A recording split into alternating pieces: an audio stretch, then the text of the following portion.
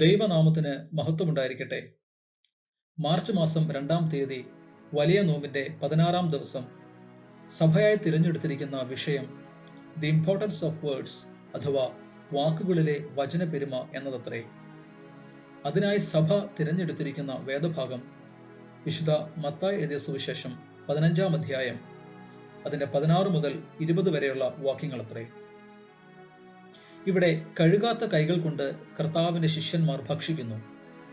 എന്നാൽ യേശുവിന്റെ അടുക്കൽ കടന്നു വന്ന പരീശന്മാരും ശാസ്ത്രിമാരും കർത്താവിന്റെ ശിഷ്യന്മാരുടെ ഈ ഒരു ശൈലിയെ ചോദ്യം ചെയ്യുന്നു. അതായത്, അവർ പൂർവന്മാരുടെ സമ്പ്രദായം ലംഘിക്കുന്നു, കഴുകാത്ത കൈകൊണ്ട് ഭക്ഷണം കഴിക്കുന്നു. ഒരു മനുഷ്യന്റെ ശരീരത്തിന് പുറത്തുള്ള ചില കഴുകലുകളും ശുദ്ധി വരുത്തലുകളുമാണ് അവനെ ശുദ്ധനും നിർമ്മലനുമാക്കുന്നതെന്ന് കപടഭക്തിക്കാരായ പരീശന്മാരും ശാസ്ത്രിമാരും സ്ഥാപിക്കാൻ ശ്രമിക്കുന്നിടത്ത് യേശുക്രിസ്തുവിന്റെ സമയോചിതവും വ്യക്തവുമായ ഒരു ഇടപെടൽ സമൂഹത്തിന്റെ തെറ്റായ ഒരു ചിന്താഗതിയെ മാറ്റിമറിക്കുന്നു. അതായത്, മനുഷ്യനെ അശുദ്ധി വരുത്തുന്നത് വായ്ക്കകത്ത് ചെല്ലുന്നതല്ല, വായിൽ നിന്ന് പുറപ്പെടുന്നതത്രേ. അത് മനുഷ്യനെ അശുദ്ധമാക്കുന്നു എന്ന് യേശു വ്യക്തമായി സംസാരിക്കുന്നു.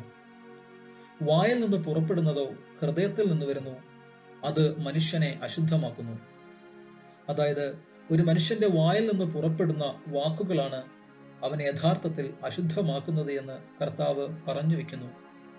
വിശുദ്ധ മത്തായി എഴുതിയ സുവിശേഷം 12-ാം അധ്യായം അതിന്റെ 34-ൽ കർത്താവ് പറയുന്നു, ഹൃദയം നിറഞ്ഞു കവിയുന്നതിൽ നിന്നല്ലോ വായ് സംസാരിക്കുന്നത്.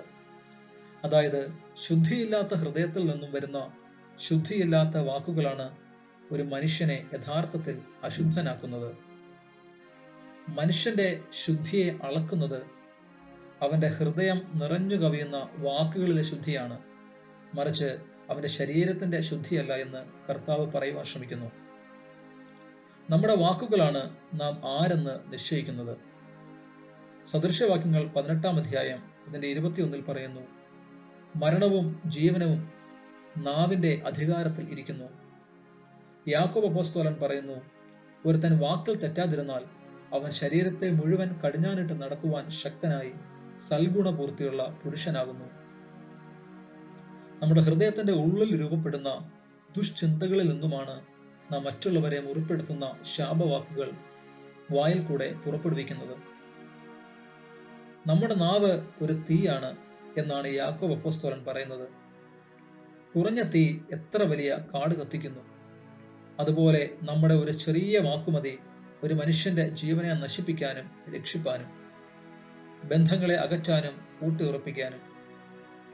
അതേസമയം ഉപയോഗിക്കേണ്ട രീതിയിൽ ഉപയോഗിച്ചാൽ നമ്മുടെ വാക്കുകൾ എത്ര സൗഖ്യദായകമാണ്. നമ്മുടെ വാക്കുകൾ കൊണ്ട് നിരാശയിലിരിക്കുന്ന ഒരുവനെ പ്രത്യാശയുടെ അനുഭവത്തിലേക്ക് കൊണ്ടുവരുവാൻ സാധിക്കും. തകർന്ന ഹൃദയത്തിന്റെ നൊമ്പരങ്ങളെ അകറ്റുവാൻ സാധിക്കും.